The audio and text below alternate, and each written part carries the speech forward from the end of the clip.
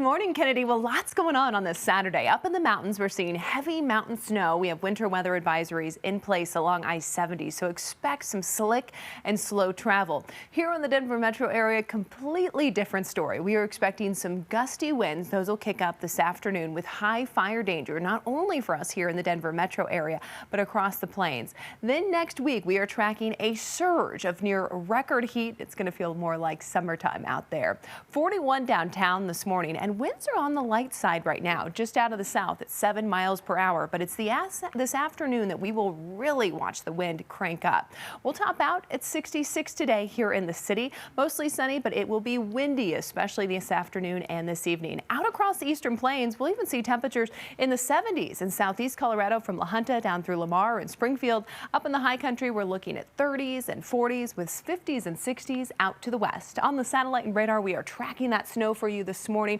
Pressing across I-70, we are dry with a mix of sun and clouds here. And taking you up to Steamboat, you can see all that snow stacking up on this Saturday morning. Great news for all those skiers and riders headed up there to take advantage of all that fresh powder and more snow expected throughout the day. That's why a winter weather advisory does remain in place. We could see a total of about 10 inches of snow with higher amounts at pass level up to a foot, along with wind gusts up to 60 miles per hour. That's going to create very difficult travel conditions. We'll continue to see that snow on and off throughout the day today. We'll mostly stay dry here in the city. Very small chance that we could see a stray shower pass by. Otherwise, the snow confined to the high country. And then tomorrow, much drier conditions with a bit more sunshine statewide as we kick off the second half of your weekend.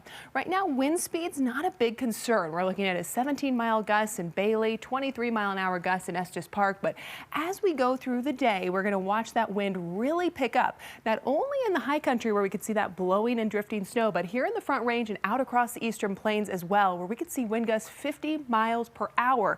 Along with the warm, dry conditions, that creates high fire danger. That's why today is a first alert weather day with all of the dry fuels out there. We could see rapid fire spread with gusts up to 50 miles per hour and very, very dry air. So a red flag warning is in place not only for the Denver metro area, but out across northeast Colorado and to our south from Colorado Springs south through Pueblo, Trinidad, and to the east. We could see gusts 45 to 50 miles per hour with winds out of the west at 25 to 35 miles per hour.